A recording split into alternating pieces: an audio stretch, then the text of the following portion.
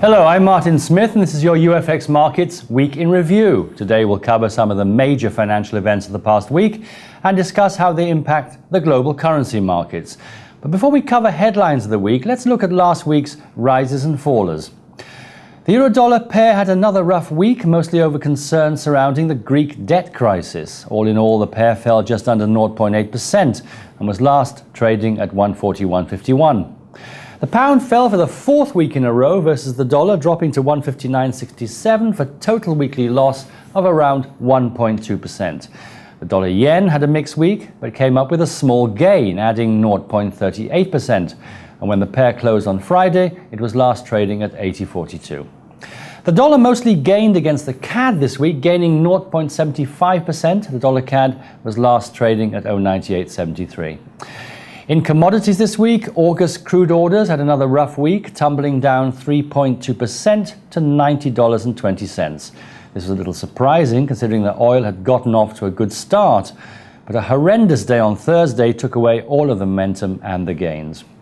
Gold had a similar situation, starting the week off strong, but losses on Thursday sealed the fate of the yellow metal for this week. Overall, gold lost 2.5% and was last trading at $1,500 an ounce.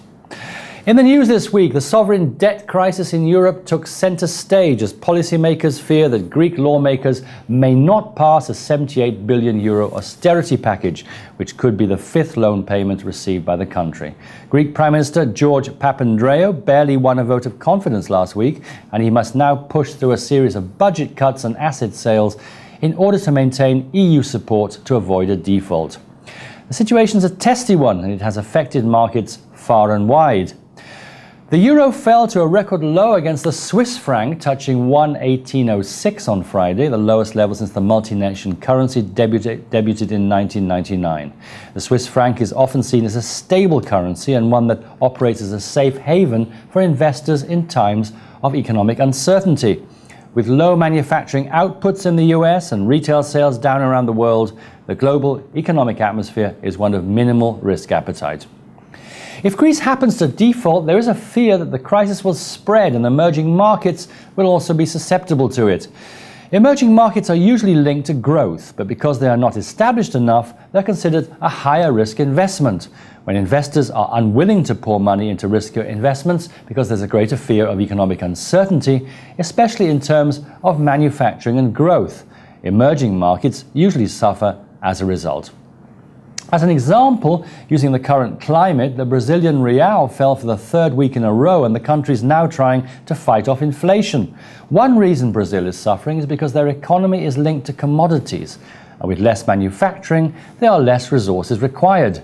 Economies like Brazil's, Canada's and others that are tied to growth-linked commodities feel economic pressure at a significant level when risk aversion is prevalent. This week should, however, provide some answers for investors, which should at least provide a short-term outlook on the overall situation. The vote in Greece will have the attention of many investors and is something you should all be paying close attention to.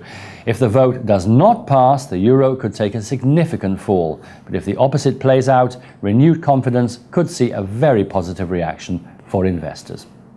Well, that's all we have time for today. I hope you enjoyed this week's Week in Review and hope you'll come next week. Until then, be sure to visit us at ufxmarkets.com for all your online trading needs. For UFX Markets, I'm Martin Smith. Good luck and happy trading.